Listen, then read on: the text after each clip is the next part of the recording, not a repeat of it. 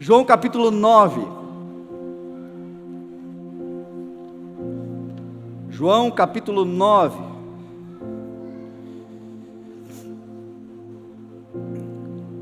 A partir do verso 1.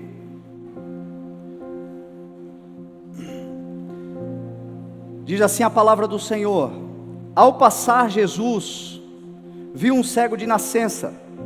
Seus discípulos lhe perguntaram: Mestre, quem pecou, este homem ou seus pais, para que ele nascesse cego? Disse Jesus: Nem ele, nem seus pais pecaram, mas isto aconteceu para que a obra de Deus se manifestasse na vida dele. Enquanto é dia, precisamos realizar a obra daquele que me enviou. A noite se aproxima, quando ninguém pode trabalhar. Enquanto estou no mundo, sou a luz do mundo. Tendo dito isto, Jesus cuspiu no chão, misturou terra com saliva e aplicou-a aos olhos do homem.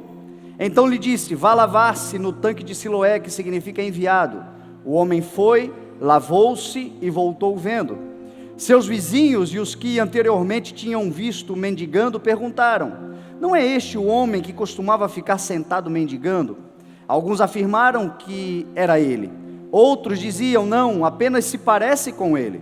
Mas ele próprio insistia: Sou eu mesmo.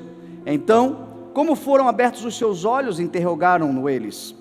Ele respondeu: O homem chamado Jesus misturou terra com saliva, colocou-a nos meus olhos e me disse que fosse lavar-me em Siloé. Fui, lavei-me e agora vejo. E eles lhe perguntaram: Onde este homem está? Não sei, disse ele. Amém? Pai, nós te damos louvor e graça pela tua palavra e te pedimos que o Senhor nos ajude a entendermos a porção que o Senhor tem para este momento, para este povo que aqui está. A tua palavra sempre se renova, sempre na multiforme graça o Senhor tem algo, um vinho novo, algo novo para nós, e nós te pedimos, Senhor, dá-nos de beber desta água que mata a nossa sede, que é a tua palavra, desta luz que ilumina os nossos caminhos, deste pão que mata a nossa fome. Tudo isto está na tua palavra e dela dependemos e confiamos em nome de Jesus. Amém. Amém? Eu quero estabelecer algumas bases, alguns fundamentos, porque nós temos muitos irmãos novos que começaram a caminhar no Evangelho, e é necessário fundamentos para se edificar uma casa que não caia, uma casa que permaneça firme. Também é necessário nós trazermos à memória aquilo que nos dá esperança, porque muitos de nós já caminhamos há muito tempo no Evangelho, mas se nós não tomarmos cuidado, nós vamos, sem perceber, nos desviando do propósito principal do Senhor e da razão pela qual nós somos igreja, da razão pela qual nós estamos aqui hoje.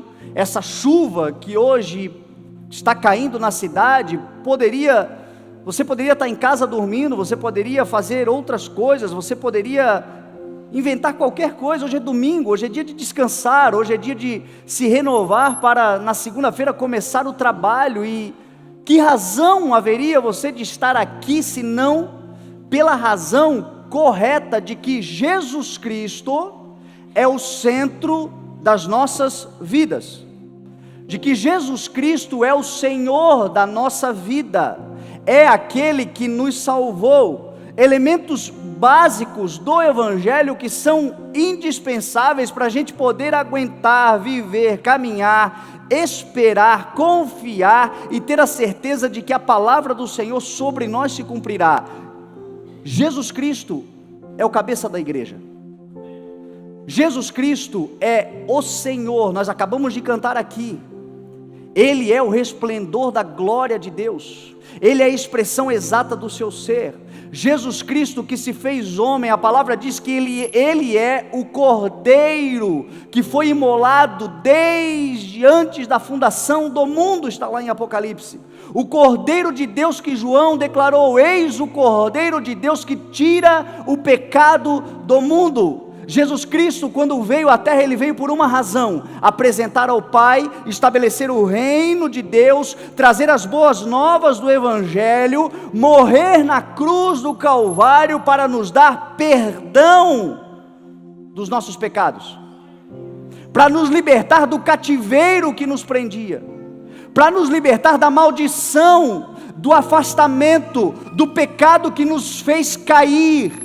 Jesus Cristo é a restauração, Jesus Cristo é a reconciliação, Jesus Cristo é o caminho que nos leva novamente ao Pai. Esta é a sua missão em nossas vidas, porque Deus tanto amou o mundo, que deu, que entregou, que doou o seu Filho unigênito, para que todo aquele que nele crê não pereça,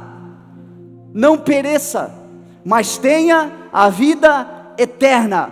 Este é um ponto chave, que nós como igreja não podemos nos esquecer. A cruz é muito mais do que às vezes nós ficamos tratando. Jesus não morreu na cruz para me dar uma casa. Jesus não morreu na cruz para abrir uma porta de emprego. Jesus não morreu na cruz para me dar acesso a coisas dessa terra. Jesus morreu na cruz para que eu e você tivéssemos a vida eterna. É para muito além do que nós estamos muitas vezes pensando. E Jesus não me ajuda nas coisas da terra? Ajuda, claro que ajuda. A saúde, você já deu graças a Deus hoje pela saúde? Você já deu graças a Deus hoje pelo dia que o Senhor fez? Por isso estamos alegres, a oportunidade de poder construir algo. Já demos graças a Deus pela sabedoria que Ele nos dá, pelas habilidades, pelos dons. Tudo isso é a graça do Senhor. Ele subiu aos céus, diz a palavra, e deu dons aos homens. Tudo que você faz com uma habilidade, você faz porque você tem um talento, e esse talento quem te deu foi Cristo. Agora na cruz, meu irmão, Ele morreu para que nós tivéssemos a vida eterna. Ele morreu para que nós fôssemos perdoados. O Cordeiro de Deus que tira o pecado do mundo. João vai dizer assim: e esta é a promessa que Ele nos fez, a vida eterna. A gente não pode se esquecer disso. Um outro elemento da nossa fé, base, coluna para edificarmos a casa, é que Jesus Cristo não apenas morreu, meu irmão. Jesus não é só uma ideia. Jesus não foi um filósofo, Jesus não foi apenas um libertador ou um baderneiro no seu tempo. Jesus é Senhor, Rei, eterno, e ressuscitou. Este é o elemento fundamental. Nós só estamos aqui hoje porque Jesus ressuscitou. Paulo vai dizer: se Jesus não ressuscitou, os mortos também não ressuscitam. E se os mortos não ressuscitam, e se Jesus não ressuscitou, a nossa fé é inútil. E de todos os homens, somos os mais dignos de misericórdia. Vamos comer e beber, porque amanhã morreremos. Não, meu irmão. A razão que nós estamos aqui é porque nós servimos um rei que vive. Um Senhor que venceu a morte. Ao terceiro dia, a pedra rolou. E Ele levantou-se com autoridade, poder e glória, pegou a chave da morte, é o primogênito entre os mortos. Esse é um elemento da nossa fé, um fundamento da nossa fé, e que nós não podemos nos esquecer dele. Jesus ressuscitou. E tem um terceiro fundamento, uma outra coluna muito importante. Ele ressuscitou, Ele ascendeu aos céus, Ele está à destra do Pai. Hebreus vai dizer, essa música que nós cantamos: o resplendor da glória de Deus, a expressão exata do seu ser, sustenta todas as coisas pelo poder da sua palavra, e depois de ter vencido o pecado, adentrou aos céus e se assentou à direita de Deus. Intercede por nós, ora por nós, nos guarda. Só que tem uma terceira verdade sobre Ele: voltará. Jesus voltará. Entenda isso no teu coração. Coloca isso como elemento da tua fé.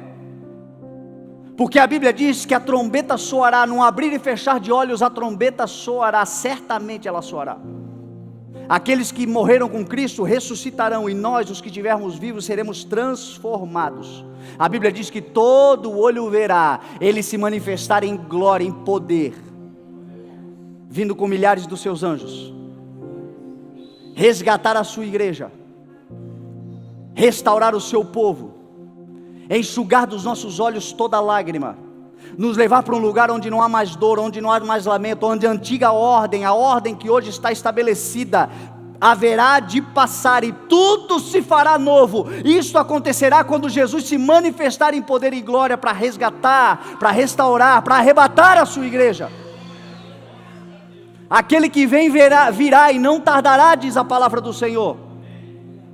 Isso é um elemento da nossa fé que não pode ser anulado, não pode ser negado, não pode ser esquecido. Jesus voltará. Sexta-feira eu conversava com um amigo e ele dizia: Fernando, que coisa doida esse negócio, será que Jesus vai voltar mesmo? E será que isso que a Bíblia diz e vai levar 500 anos, 400 anos, 3 dias, sei lá, será que isso vai acontecer? E na hora eu disse para ele assim: olha, talvez nós não vivamos para ver, porque a gente não sabe o dia e a hora, apesar de crer e de confiar de que talvez seja no nosso tempo. Mas a verdade é que se Jesus não voltar para todos, Ele está voltando todo dia para alguém. Todo dia tem alguém fechando os seus olhos nessa terra e abrindo os seus olhos na eternidade. O texto de Colossenses diz assim: agora que vocês ressuscitaram com Cristo, procurem as coisas que são do alto, onde Cristo está assentado à direita de Deus. Pedro vai dizer que ele está assentado, o escritor dos Hebreus vai dizer que ele está assentado, em Atos vai dizer que ele está assentado. Só que tem algo interessante, a Bíblia diz em Atos 7, quando Estevão vai ser apedrejado, antes dele ser apedrejado, ele, cheio do Espírito Santo, levanta os olhos e vê a glória de Deus e Cristo em pé diante do trono de Deus. E ele disse: vejo os céus abertos e o Filho do Homem em pé à direita de Deus. A Bíblia diz que Cristo está sentado, mas eu creio que quando os santos, cheios do Espírito Santo, vão para o encontro dele, ele se levanta para recebê-los. E talvez ele diga: venham benditos do meu Pai, recebam a herança do reino que eu preparei para vocês antes da fundação do mundo. É por isso que aquele que está cheio do Espírito Santo e vive o Evangelho dentro de si, obviamente que sente a tristeza do luto, o afastamento, mas sabe que aqueles que partiram com Ele não morrerão eternamente, porque aqueles que morrem com eles, ainda que morram, viverão, diz a palavra do Senhor. Esse é o elemento da nossa fé, isso nos dá força para encarar a vida, meu irmão. É isso que nos dá esperança para enfrentar o dia mau, é a certeza da eternidade dentro de nós, do Espírito que nos vivificou e que nos deu essa eternidade. Aquele que vive com Ele não morrerá eternamente. Aquele que está com Ele, meu irmão, aquele que serve a Ele, aquele que creu no seu nome, não perecerá, mas terá a vida eterna. Como eu disse para você, João foi dizer, e esta é a promessa que Ele nos fez, a vida eterna. Meu irmão, a certeza de que você é eterno muda tudo na tua vida. Muita gente depressiva, ansiosa, angustiada, cheio de amarguras, cheio de medo. Sabe o que é isso? Medo da morte, medo da vida, medo do futuro, medo dos dias que estão acelerados, as coisas que estão acontecendo, a angústia da ansiedade. E agora? O que vai ser de mim? O que será da minha vida? Já vivi tanto tempo, já passei da metade da vida. Meu irmão, quem está em Deus, quem está cheio do Espírito Santo sabe de que Ele é eterno no Senhor, que a sua alegria maior será no dia em que Ele vê os céus abertos e o Senhor do seu lado. Ele vai viver uma vida plena, Ele vai viver tudo que Ele tem para viver, Ele vai usufruir de tudo que a vida dá. ele vai glorificar ao Senhor em cada dia da sua vida, mas ele não temerá o dia de amanhã, porque ele sabe que o seu Redentor vive. Isso muda o teu estilo de vida. Isso muda. Cristo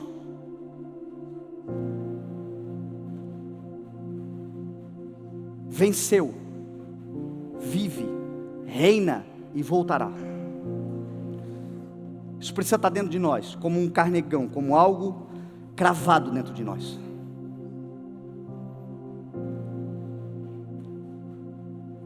Só que Jesus também é Senhor das nossas vidas para o dia a dia. Ele também é Senhor dos nossos dias nessa terra.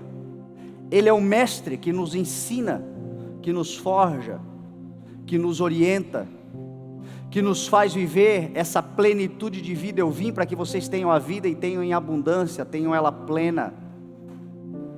Ela transcenderá, ela vai para além desta carne.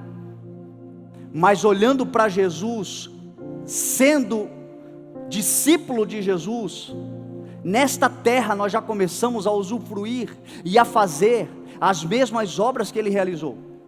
Foi Ele quem disse: vocês farão as mesmas obras, farão obras ainda maiores. Eu estou indo para o Pai, mas vocês ficarão aqui. Jesus veio para plantar o seu reino, Jesus veio para estabelecer as boas novas do Evangelho, Jesus veio para pregar a palavra, Jesus veio para ser luz no mundo.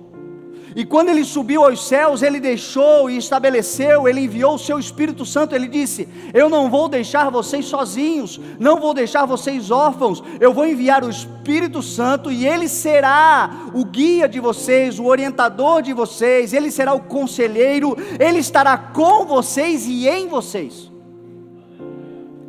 O Espírito Santo é o Deus Todo-Poderoso em nós, sendo a luz que Cristo disse que foi: eu sou a luz do mundo. Agora nós nessa terra, o Evangelho, meu irmão, ele se manifesta através de nós, e o maior desejo do Senhor é que nós sejamos uma igreja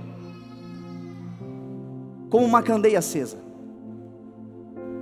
como uma cidade edificada sobre montanhas, uma igreja que o Evangelho, através dela, seja proclamado, seja espalhado. E a forma que nós podemos exercer isto é simples, é olhar para Jesus e seguir Jesus. O nosso modelo, porque Jesus ele é o Deus que se fez homem. A Bíblia diz que Ele se esvaziou, embora sendo, não considerou ser, esvaziou-se de si mesmo, e veio, e viveu em semelhança, em forma humana. Ele viveu nessa terra exatamente como eu e você vivemos. Por isso que o escritor de Hebreus vai dizer que nele nós temos um sumo sacerdote que se compadece das nossas dores. Porque ele não é um sumo sacerdote que não conhece o que nós passamos. Ele passou tudo o que passamos, porém sem pecado. Ele enfrentou todos os medos que nós enfrentamos, os frios que nós enfrentamos, os temores, as angústias, porém Ele passou e venceu, e porque Ele venceu, nele nós somos mais do que vencedores, tendo Ele como principal modelo. Até nisso, a igreja precisa se alinhar novamente, porque às vezes eu vejo uma igreja que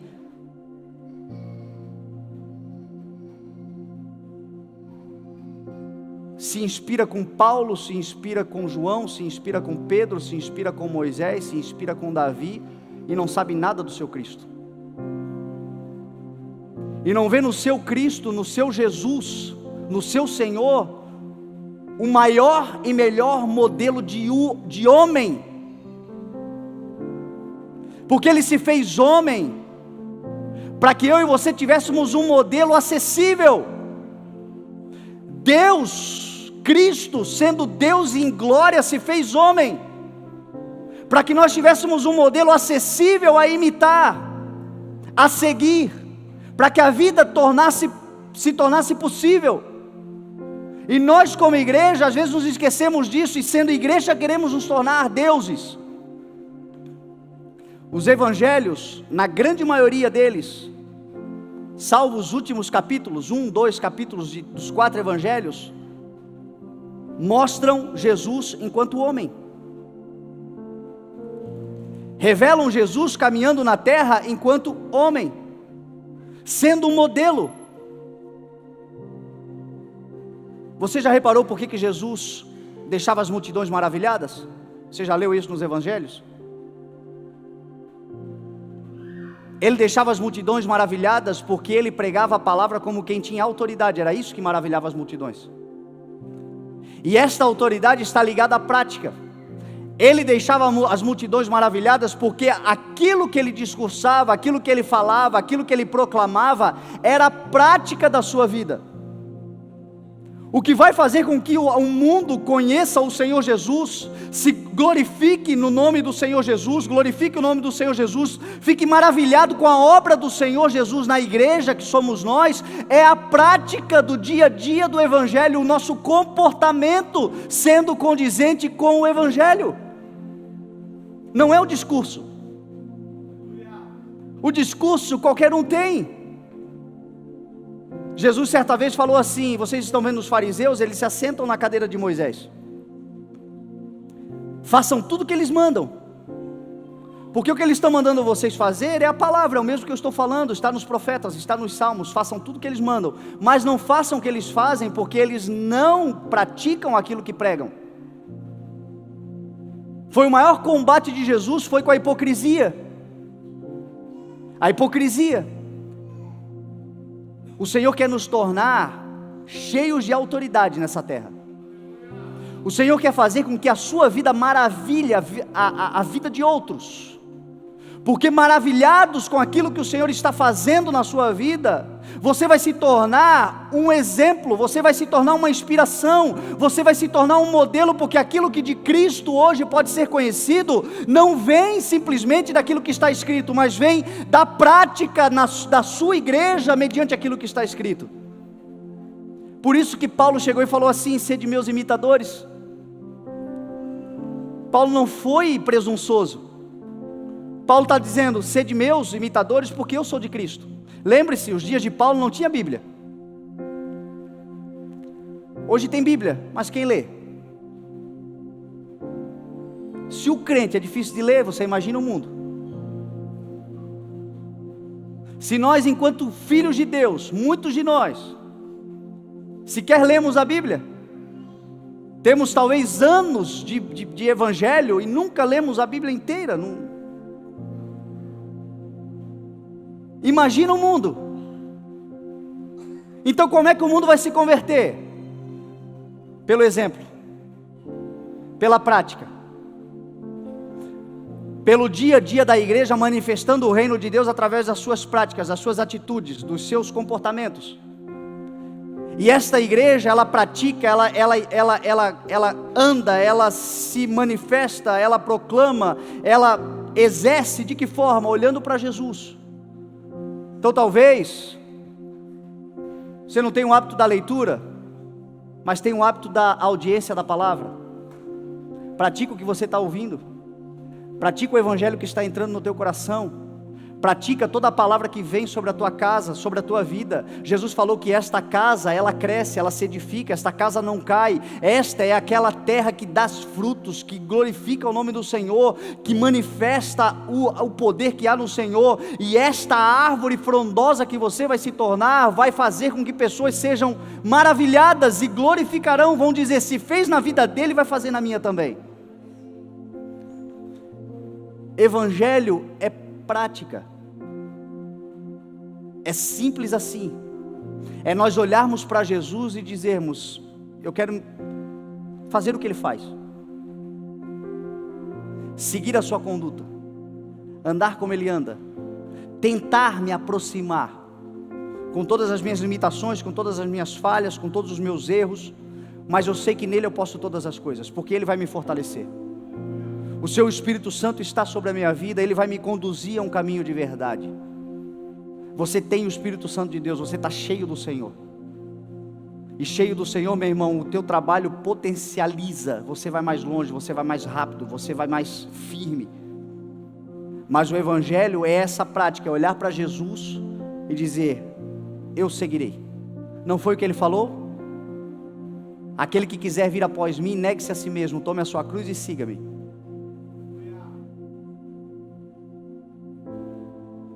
A grande marca do discípulo é andar com o olho focado no seu mestre. Então, se Jesus fez, eu vou fazer, porque se ele venceu, nele eu me tornarei mais do que vencedor. Se ele já passou, se ele conseguiu, se ele se tornou o sumo sacerdote, se ele se tornou a fonte, se ele venceu o mundo, porque ele venceu o mundo, eu também vencerei. Não foi o que ele disse? Nesse mundo vocês terão o quê? Aflições. Contudo, tem de bom ânimo. Por quê? Porque eu venci. E vencendo tornou-se a inspiração da igreja. A maior parte dos evangelhos você vai ver Jesus Cristo, homem, nos seus relacionamentos interpessoais, no seu dia a dia, no trato com pessoas. E nesse trato com pessoas, nesse dia a dia, a Bíblia diz que ele foi crescendo em estatura, sabedoria e graça diante de Deus e diante dos homens. É tão simples, gente, o evangelho.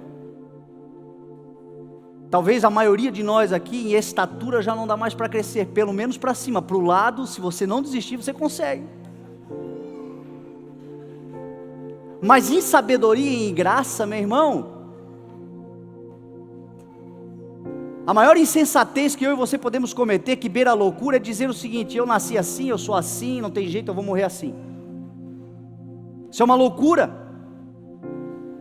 Porque a mente, ela foi desenvolvida e ela existe para expandir, meu irmão, para se transformar, para mudar, para crescer.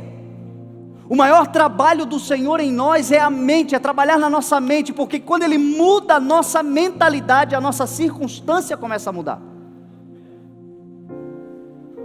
Todo o trabalho do Evangelho é entrar na mente e transformar a mente. A Bíblia diz que nós, como igreja, temos a mente de Cristo. O que é isto? É pensar, é agir, é executar. A mente coordena o corpo, a mente comanda os membros. Toda a reação, toda a ação do teu corpo é resultado do controle, do comando da mente. E o Evangelho é uma transformação disso aqui. O que Paulo disse em Romanos 12? Não se conformem com este mundo. Não tomem a forma, não pensem como o mundo pensa. Não é porque o mundo está dizendo que é desse jeito, que é desse jeito. Não é porque talvez você cresceu numa família que sempre veio com práticas contrárias ao Evangelho, que você vai morrer nessa prática também.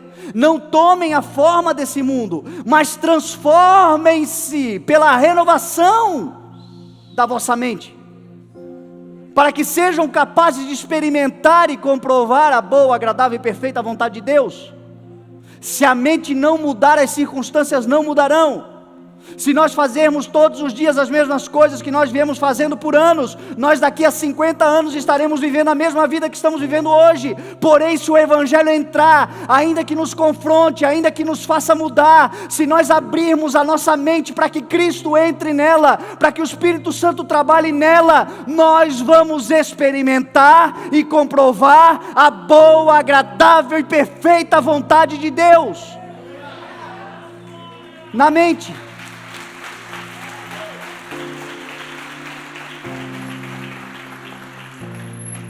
Cinco anos, 10 anos, 20 anos, 30 anos, dando cabeçada, pensando do mesmo jeito, agindo da mesma forma.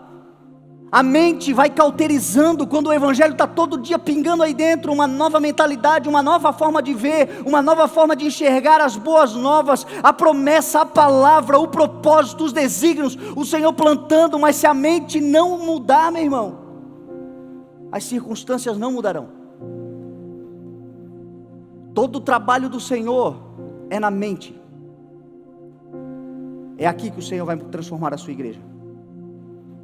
Transformem-se pela renovação. Este é o arrependimento. mais uma base para você guardar. O arrependimento pode até provocar choro, pode até provocar alegria, pode até provocar sensações. Às vezes, quando o Senhor fala algo que expande, que muda o meu pensamento, que transforma o meu entendimento, eu sou tomado por emoções. Mas não são as emoções que vão transformar a minha vida, é a atitude a partir da revelação. Arrependimento na Bíblia Sagrada, quando Pedro disse assim: arrependei-vos e sejam batizados em nome de Jesus Cristo para o perdão dos vossos pecados, e receberão o dom do Espírito Santo. Quando Pedro estava falando isso, Pedro estava dizendo: metanoia, mudança de mente. Arrependimento é mudança de mente. Arrependei-vos, ou seja, não pensem mais como vocês pensavam. Até aqui vocês vieram pensando de um jeito, agora o Evangelho deu a revelação para vocês de como é a conduta de vida. Arrependam-se, mergulhem no Senhor, recebam perdão dos vossos pecados e o dom do Espírito Santo. Esse é o arrependimento. A gente confunde com remorso. Hoje pela manhã eu trouxe aqui uma reflexão sobre uma mensagem que eu ouvi há muito tempo atrás, do pastor Silmar Coelho, quando ele disse o seguinte, explicando a diferença de arrependimento e remorso. Ele disse o seguinte: eu nasci no sítio, na zona rural, e lá no sítio a gente plantava para comer a verdura e a agricultura, e matava os bichos para comer. Então antes do almoço era comum a mãe mandar ir lá matar uma galinha e preparar a galinha para a hora do almoço. E eu ia lá matar a galinha, e eu tinha pena da galinha, eu chorava, eu ficava todo consternado, porque tinha que matar o bichinho. Só que eu não tinha arrependimento, eu tinha remorso, porque apesar de chorar, de sofrer, de não querer, chegava no almoço, eu comia a galinha. Mesmo chorando, eu ia lá e comia a galinha, mesmo não querendo, mesmo com pena, eu ia lá e comia a galinha. O que é isso? É remorso. Arrependimento, eu teria deixado de comer galinha. A mente muda, a transformação aparece, e é isso que o Senhor quer fazer em nós. E entenda uma coisa: a transformação no Senhor sempre é para melhor. Sempre é para melhor. É que nós somos tentados a rejeitar mudanças. Nós nos acomodamos muito fácil. Nós negamos muitas vezes as mudanças, porque quando está tudo do mesmo jeito, parece que nós temos um ar de segurança, de superioridade, de controle. A mudança, muitas vezes ela nos tira do controle, nos tira do comodismo e nos dá uma certa insegurança. A gente percebe isso. Tem gente que tem aquele sofá em casa que tem a marca do corpo dele, já forma, ele deita, a mulher não aguenta mais olhar para aquilo, mas ele não troca, porque ele senta ali, ele está encaixado. Um novo vai demorar para ele se ajustar. Então nós negamos muitas vezes a mudança, mas entenda, creia, toda mudança que o Senhor propor para você, vai ser para te levar mais próximo de um lugar de estatura, de graça, de sabedoria, de conhecimento diante de Deus e diante dos homens. Abra a tua mente para o Senhor mudar. Abra a tua mente para o Senhor trabalhar. Esse texto tem 3 coisas aqui que Jesus Cristo fez, que eu quero trazer para nós, só para que a gente aplique isso na vida. E se nós aplicarmos, nós vamos ver que muita coisa vai mudar sobre a nossa vida. Os versos anteriores dizem que Jesus Cristo, ele havia sido ameaçado de morte. Ele tinha dito que ele era o Salvador, a luz, o Filho de Deus. E os homens no templo pegaram pedras para tentar apedrejá-lo, e ele teve que se esconder e sair do templo. Jesus Cristo foi muito agredido durante toda a sua caminhada. Fisicamente, a coisa tomou uma proporção na crucificação. Tentaram lhe agredir quando ele pregou a primeira mensagem na sua terra, na sua sinagoga, no lugar onde ele foi criado. Quando terminou a mensagem, a Bíblia diz que as pessoas não vieram para frente aceitá-lo, dizer: é isso aí. As pessoas pegaram ele, levaram para fora da sinagoga, para o alto da montanha e tentaram jogá-lo de um precipício. Olha que mensagem. Pessoa, estou aqui pregando para você, termina a mensagem, vocês dizem, vem cá, vamos conversar ali fora, pastor. E tentaram matá-lo e ele conseguiu escapar, e outras vezes que tentaram, que lhe ameaçaram. Fisicamente a intensidade foi na crucificação, tomou mesmo uma proporção de morte, mas verbalmente, na alma, Jesus foi muito agredido. O tempo todo Jesus foi atacado. O tempo todo Jesus foi perseguido. O tempo inteiro condenavam Jesus, caluniavam Jesus, chamavam de Beelzebu, chamavam de falso profeta, chamavam desse aí.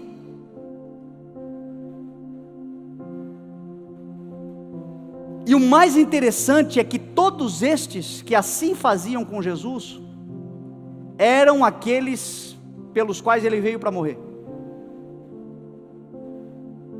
Eram aqueles que ele alimentou na multiplicação de pães e peixes. Provavelmente muitos que disseram crucificam lá, queremos Barrabás, estavam comendo do pão e do peixe que ele multiplicou. Os milagres que ele realizava, ia fazendo o tempo inteiro. A multidão, ela era levada por todo o vento de doutrina. A mesma multidão que glorificava, daqui a pouco com a palavra dos fariseus, começavam a perseguir, começavam a acusar. A Bíblia diz que ele veio para os seus, mas os seus não o receberam. Na cruz ele diz assim, Pai, perdoa-lhes, porque eles não sabem o que fazem. Jesus foi muito atacado. Essa semana eu estava lendo uma matéria que diz que 38% dos evangélicos, dos cristãos evangélicos, falava dos evangélicos, 38% dos evangélicos no Brasil já sofreram preconceito por causa da sua fé. Eu acho que é pouco esse percentual, porque talvez aqui, se eu perguntar, eu acho que a grande maioria, mais de 38% dessa igreja hoje, mais de 40% dessa igreja, já sofreu algum tipo de perseguição religiosa, de perseguição por causa da sua fé, de calúnia por acreditar no que acredita. E na grande maioria das vezes não vem de longe não, meu irmão, vem de perto. Vem daqueles pelos quais você ora. Vem daqueles pelos quais você intercede. Você espera que um dia eles conheçam o Cristo, o Senhor que você conheceu.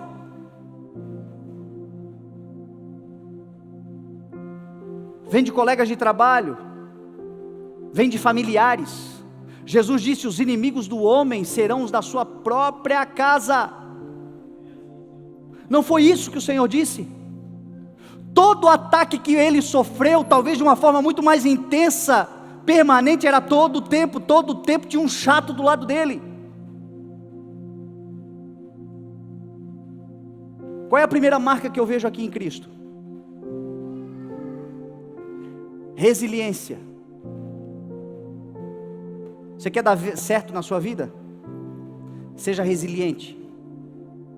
Porque embora ele fosse atacado, embora ele fosse perseguido, embora ele fosse caluniado, embora ele fosse tantas vezes injustiçado, em nenhuma delas ele deixou de ser quem ele era e fazer o que ele se propôs a fazer.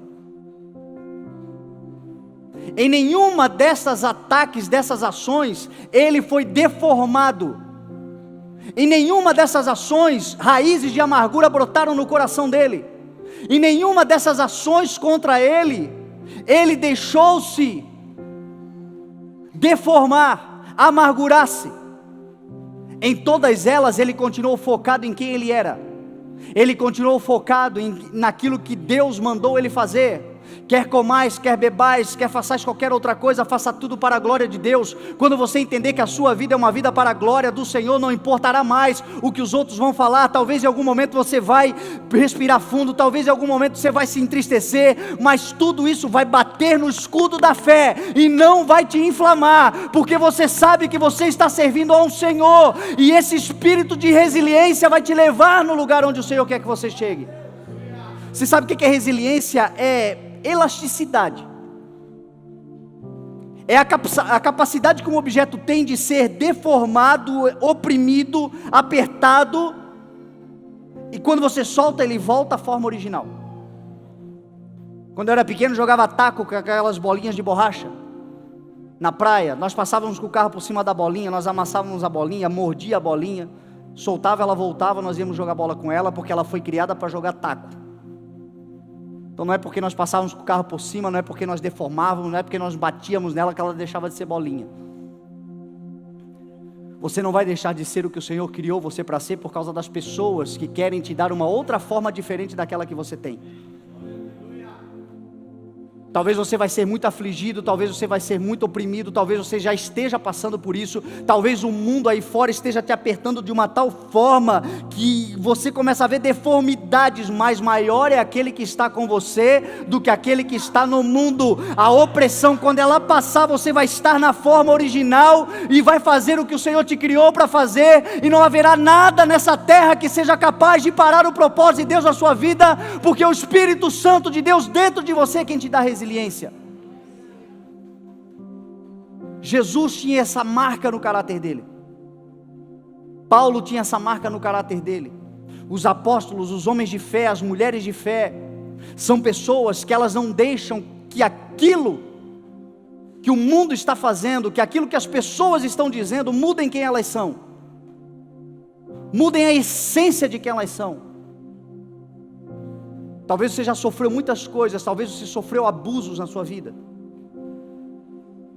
talvez você sofreu coisas que te feriram, que te amarguraram, que te trouxeram realmente deformidades, mas isto que você se tornou, que você está, não é quem você é na essência.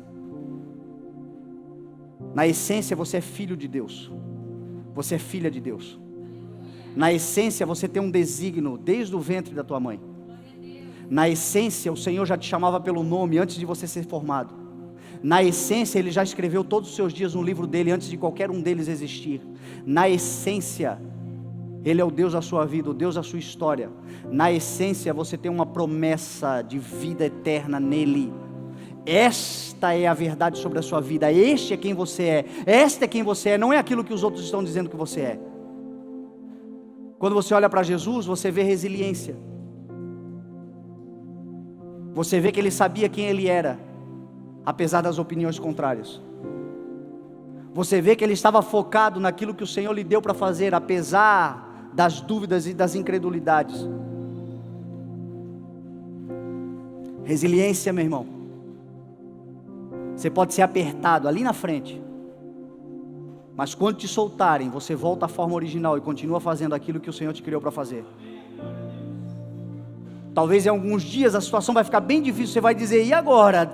O que vai acontecer? Mas entenda, que o Senhor em você não deixará que o seu caráter seja deformado, que a sua vida seja deformada, porque Ele te criou para algo, e aquilo que Ele te criou para fazer, você vai chegar lá em nome de Jesus, confiando que o seu Redentor vive, que Ele está com você, de que foi Ele quem te chamou, e se Ele te chamou, Ele te sustenta, se Ele te estabeleceu, Ele te provê, meu irmão, Ele é o Senhor da tua vida.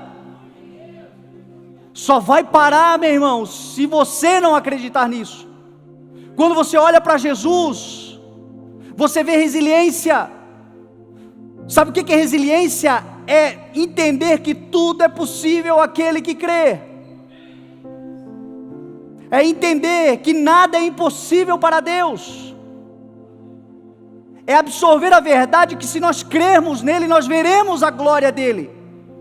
Ainda que o mundo nos fira, ainda que os açoites nos machuquem, ainda a Bíblia diz que o seu rosto foi deformado, que o castigo que nos traz a paz estava sobre ele, e pelas suas pisaduras nós fomos sarados. Ele se tornou na cruz do Calvário, de todo o seu martírio, alguém cujos homens escondiam o seu rosto, tamanha deformidade, Isaías fala.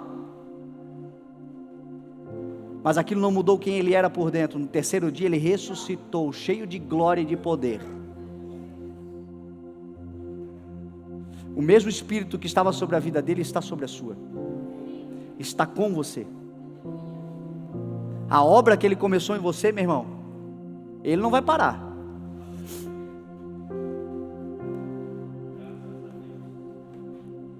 Tenha essa atitude de resiliência.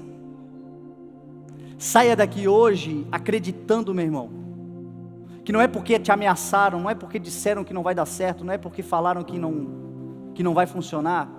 Não receba isso, seja resiliente, acredite naquilo que o Senhor estabeleceu para a tua vida. Eu fico olhando para a igreja aqui, eu estou lembrando da oficina do Fabiano. Se nós não tivéssemos sido resilientes naqueles dias, nós não estaríamos aqui agora. Se nós não tivéssemos confiado no Senhor, entendido que apesar das circunstâncias serem contrárias, era o que nós podíamos fazer na hora, e Deus não estava nas circunstâncias, mas estava dentro de nós, e a partir da fé que Ele está em nós, é que nós caminhamos.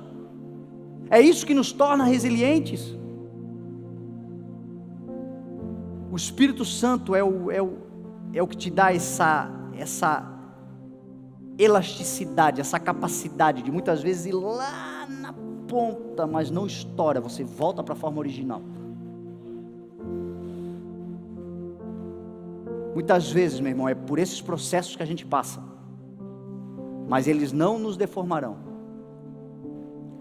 Você sabe uma segunda característica? O texto vai dizer que ao passar, você sabe qual foi uma marca de Jesus Cristo que deve estar em nós? A marca da movimentação. Jesus sempre se moveu.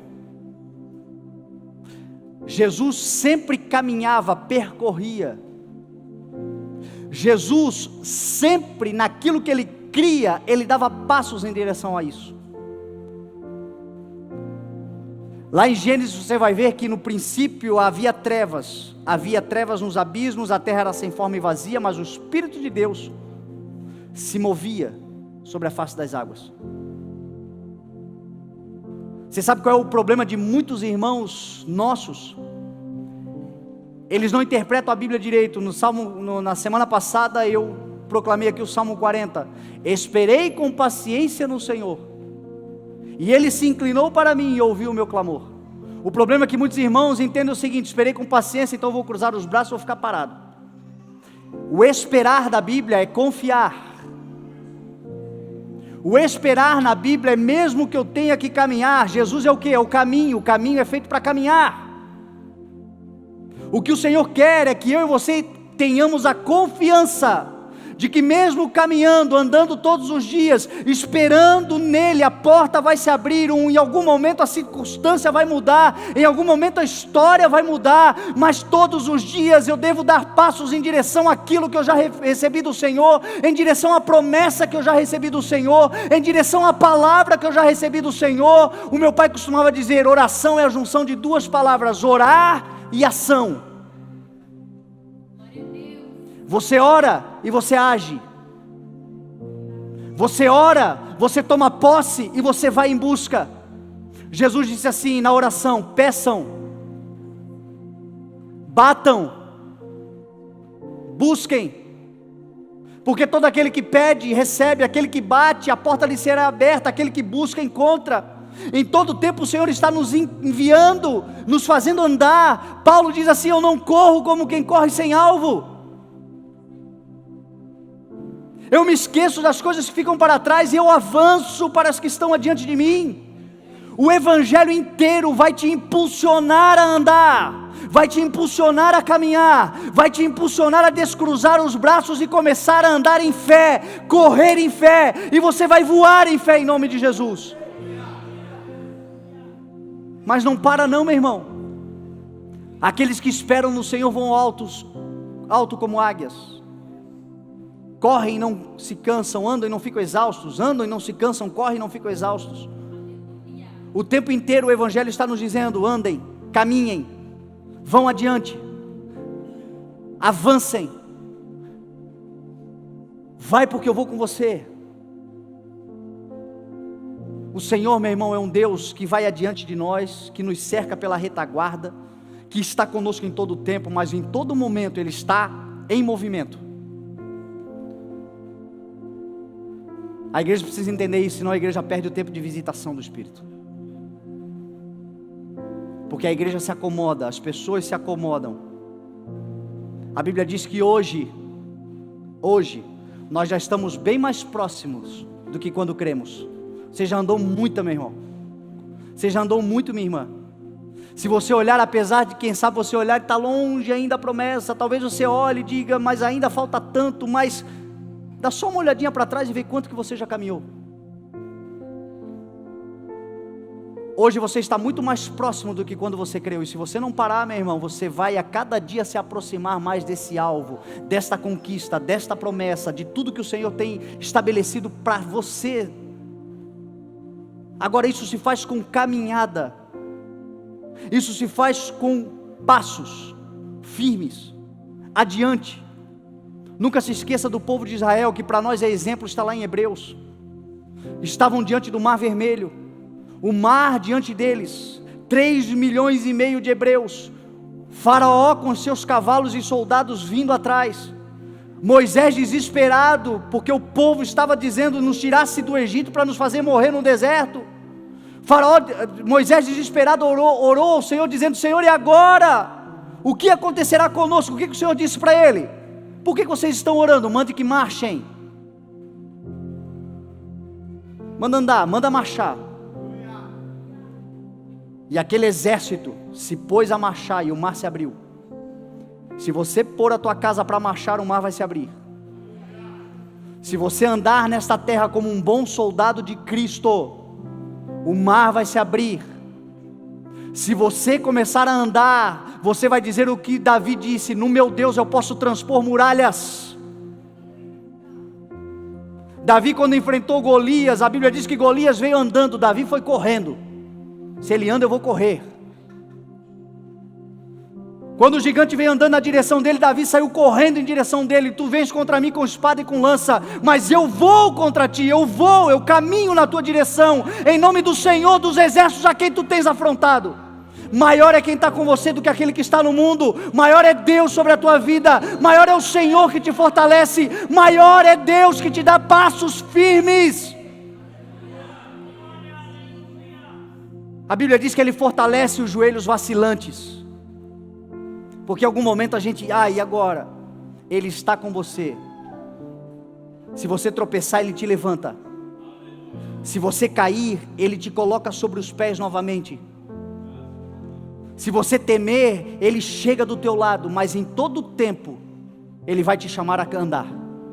Em todo tempo Ele vai te dizer, não, tem um passo além, tem uma milha a mais, ali na frente tem algo novo, um vinho novo, um tempo novo, uma promessa para ser estabelecida, ali na frente tem algo novo. Então no Senhor, meu irmão, não estagna, não retroceda. Nós não somos daqueles que retrocedem e são destruídos, mas daqueles que avançam e encontram a salvação. O Senhor quer te fazer crescer, o Senhor quer te fazer avançar. Olha para Jesus. Jesus estava sempre em movimento, sempre andando. Ia de Jerusalém para Galiléia, de Galiléia para Tiro e Sidom, de Tiro e Sidom ia para Decápolis, de Decápolis voltava para Samaria, de Samaria descia na Judeia, ia para Betsaida, ia para as cidades, andava em torno do Jordão, subia, entrava num barco, ia para o mar da Galiléia, atravessava a margem. Jesus não parava. Focado no propósito, focado no trabalho, focado, caminhando. A Bíblia diz que aquele que sai lançando a semente, ainda que seja chorando, voltará colhendo os seus feixes com alegria. O tempo inteiro o Evangelho está nos mandando a se movimentar, a nós nos movimentarmos. O tempo inteiro o diabo está querendo fazer você cruzar os braços, parar, desistir. O tempo inteiro a atitude dele, a vontade dele é que você desista, é que você pare, é que você dê um tempo. O tempo inteiro ele quer que você dê um tempo. E o Senhor está dizendo assim para você: o tempo já chegou, o tempo é chegado, a hora, levanta os teus olhos e veja, os campos estão brancos. Pega a foice e vai para a colheita, porque você vai colher em nome de Jesus. Pega o arado e vai para diante, porque você tem uma grande obra para realizar em nome de Jesus.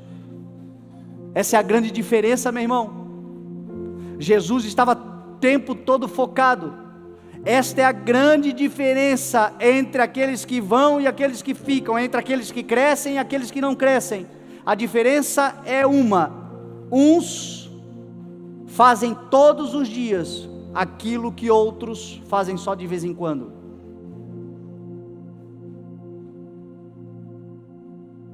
Aqueles que fazem todos os dias aquilo que outros fazem só de vez em quando, chegam no lugar alto.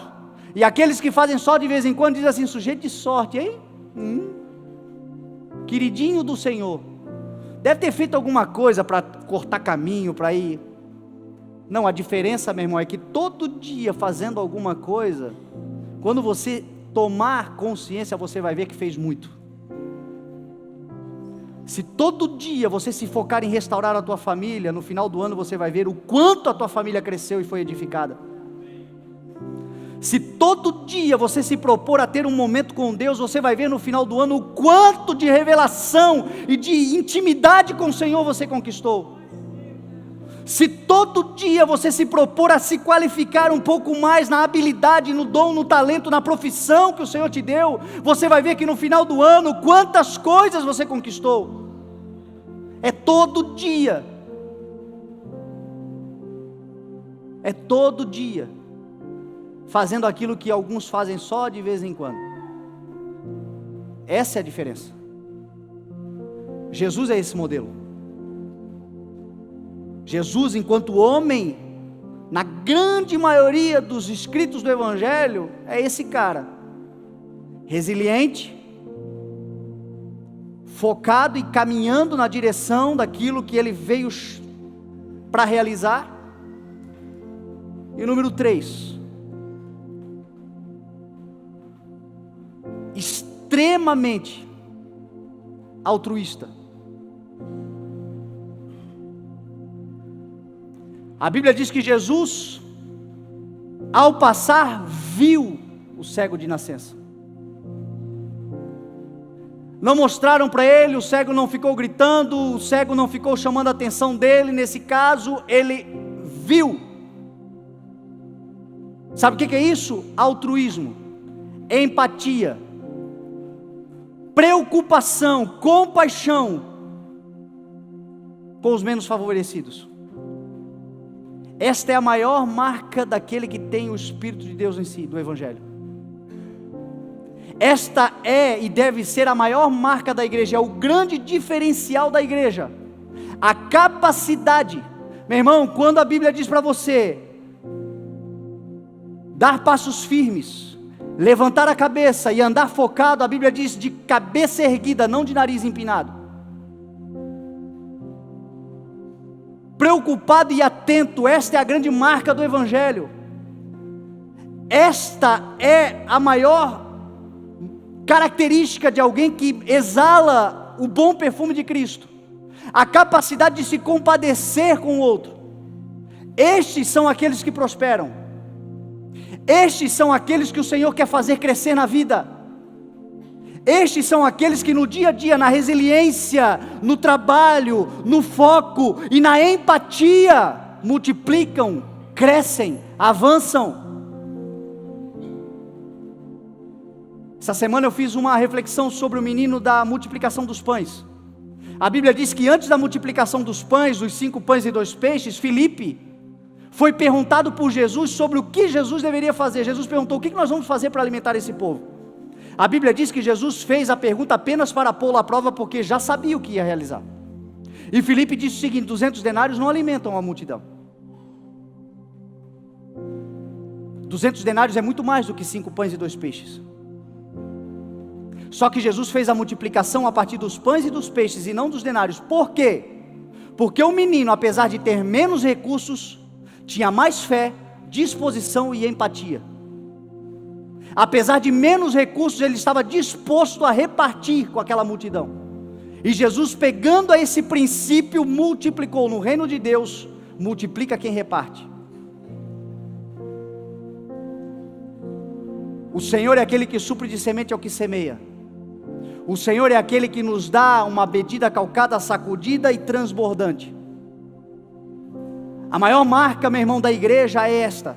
É a igreja que, passando no caminhar, no foco, na resiliência, vai encontrando pessoas que não têm luz na vida, que não têm capacidade. Jesus disse o seguinte: eu sou a luz do mundo. Enquanto é dia, é necessário fazer a obra daquele que me enviou.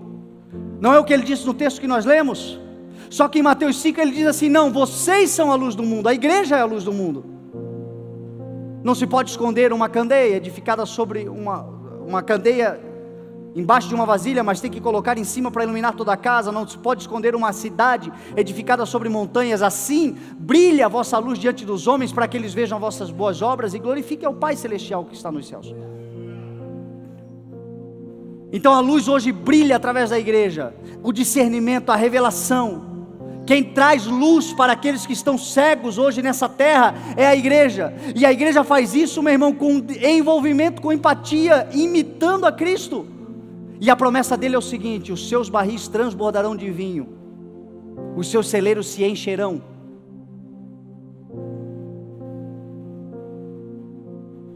Olha, quando Jesus encheu o barco de Pedro, o que Pedro fez? Chama outro, enche o outro. E se viesse o terceiro, encheria o terceiro. E se viesse o quarto, encheria o quarto. Porque o que o Senhor tem para nós vai transbordar sobre a terra. O Senhor quer fazer com que a igreja multiplique-se na terra, que a igreja traga luz sobre a terra. E esta igreja é a igreja que se envolve, meu irmão. É o maior desafio que eu e você temos hoje.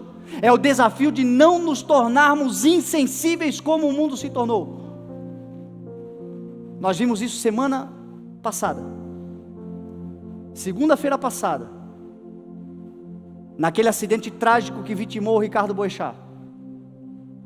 O helicóptero pegando fogo, um caminhoneiro preso nas ferragens, uma mulher com um tumor na cabeça que não podia fazer força, com 3 filhos pequenos, um de 4 meses, se agarrou no caminhão, arrancou fuselagem, arrancou o para-brisa, abriu porta, arrancou o homem do meio das ferragens, enquanto 7 marmanjos estavam filmando.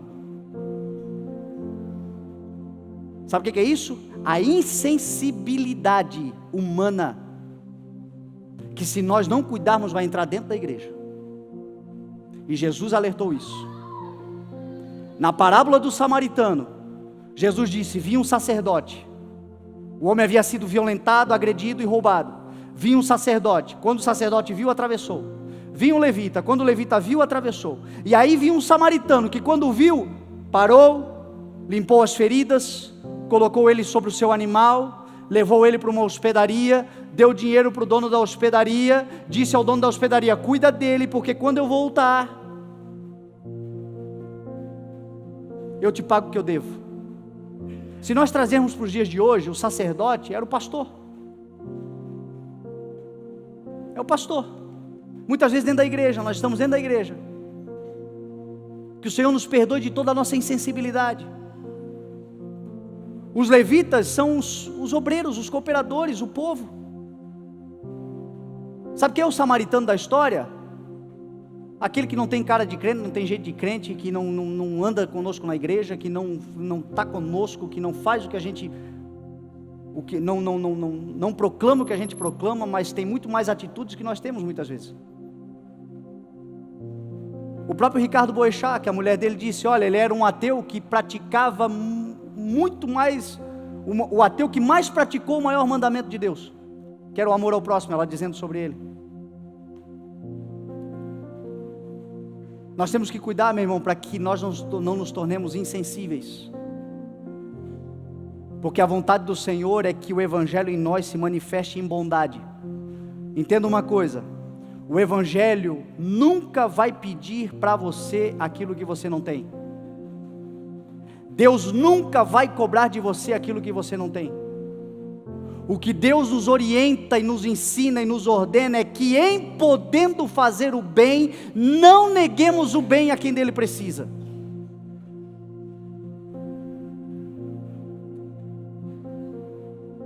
Em podendo fazer o bem,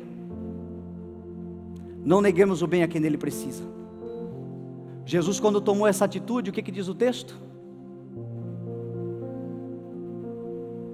Parou, curou o homem, libertou o homem, abriu os olhos do homem. O homem que era cego de nascença, assim como é a igreja, assim como é o mundo, agora enxergava, agora viu, tornou-se uma testemunha. Vizinhos e amigos que diziam que viam ele mendigando, já não sabiam mais se era ele, se não era. Ele mesmo dizia: sou eu mesmo, porque o Evangelho, uma vez que a revelação, o discernimento, a luz do Evangelho vem sobre nós, nós confundimos as pessoas porque elas veem em nós, mas ao mesmo tempo não parece mais o que éramos, mas somos nós. E tudo isso tem uma razão. No verso 11 a Bíblia diz que quando eles começaram a perguntar: quem fez isso? Como aconteceu isso? Como surgiu isso? Onde você foi? A resposta dele foi a que eu e você devemos dar: o homem chamado Jesus. Quando as pessoas começam a perguntar: como é que aconteceu? O que aconteceu? O homem chamado Jesus. Cristo mudou a minha família. Cristo mudou a minha mente. Cristo mudou o meu coração. Cristo mudou a minha história. O homem chamado Jesus transformou a minha vida. A Bíblia diz que até os religiosos, até os seus pais, que tinham medo de perder o lugar na religião, para você ver o peso da religião, meu irmão, para você ver como nós temos que tomar cuidado com isso. Os pais do homem, que viram ele nascer, que eram seus pais, quando foram perguntados, disseram: idade ele tem, ele que responda por ele mesmo, porque eles estavam com medo de serem expulsos da sinagoga. Não conseguiram sequer celebrar a cura e a transformação daquele homem, por causa do peso da religiosidade. Jesus, quando vê o homem, os discípulos perguntaram: quem pecou, ele ou os seus pais, para que ele nascesse assim? E Jesus disse: nenhum nem outro, mas isso aconteceu para que a obra de Deus se manifeste na vida dele e todos deem glória ao Senhor. Essa é a diferença entre a religião e o Evangelho, meu irmão. A religião, quando vê erros, falhas, pecados, problemas, vê juízo. Está assim porque fez o que tinha que fazer, fez o que fez, agora está pagando pelo que está pagando. O Evangelho, o homem e a mulher cheio do Espírito Santo, quando vem alguém nessa situação, vê oportunidade. Está assim, mas o Senhor pode mudar. Está assim, mas a glória de Deus pode se manifestar na vida dele. Essa talvez seja uma das razões pelas quais o Senhor tem feito tantas coisas aqui no nosso meio, e a igreja tem crescido como está crescendo. É que quando nós vemos falhas, pecados, problemas, enquanto a religião vê juízo de Deus, nós vemos uma oportunidade para o Senhor transformar a vida de alguém. Invista nisso, meu irmão, e você vai ver que as pessoas vão ser transformadas. Você hoje é essa pessoa, você hoje é esse homem, esta mulher que o Senhor pode fazer. Está em nós hoje isto. As pessoas vão glorificar ao Senhor, vão dizer: foi Jesus quem mudou a minha vida, e mudou a vida dela através da presença dele em nós, como igreja. E aquele homem, diz o texto, foi expulso. Lá na frente Jesus o encontrou e disse: você crê no Filho do Homem? E ele perguntou: quem é o Filho do Homem para que eu creia? E Jesus disse: é este que está falando com você, você já tem o visto.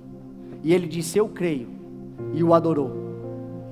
Jesus fez tudo o que fez para ensinar um princípio que ele declarou lá em Mateus 5: bem-aventurados os puros de coração, porque eles verão a Deus. Bem-aventurados os limpos de coração, porque eles verão a Deus. Bem-aventurados os limpos do ódio, os limpos da ira, aqueles que foram limpos de todas as amarguras. Bem-aventurado você que hoje chegou nesse lugar, e o Senhor vai te limpar, vai te libertar, vai te livrar de tudo aquilo que tenta te amarrar. Bem-aventurados aqueles que abrem o seu coração para o Senhor fazer uma faxina, porque eles verão a Deus. Davi no Salmo 24 disse: quem poderá entrar no templo do Senhor? Quem subirá ao seu santo monte? Aquele que tem mãos limpas e coração puro, que não busca os ídolos, nem jura a deuses falsos. Este receberá as bênçãos do Senhor, e Deus, o seu Salvador, lhe fará justiça. Essa noite, meu irmão, o Senhor quer limpar o nosso coração, porque Ele limpando o nosso coração, os nossos olhos se abrem, e quando os nossos olhos se abrem, nós podemos contemplar as grandezas do Senhor, podemos identificar, focar nas promessas que Ele tem para nós, podemos avançar, podemos caminhar, podemos conquistar, podemos nos tornar semelhante a Ele, podemos segui-lo, porque estamos vendo aonde Ele vai. Que hoje o Senhor limpe os nossos corações nessa noite, nesse lugar, purifique os nossos corações, e você vai ler a Bíblia sem escamas nos seus olhos, e você vai ver em Cristo o melhor, maior modelo a ser imitado, e toda vitória dele será a tua vitória, todas as conquistas dele serão as conquistas da igreja. É isto que o Senhor quer fazer conosco. Você crê nessa palavra em nome de Jesus? Então você pode se colocar de pé e vamos orar.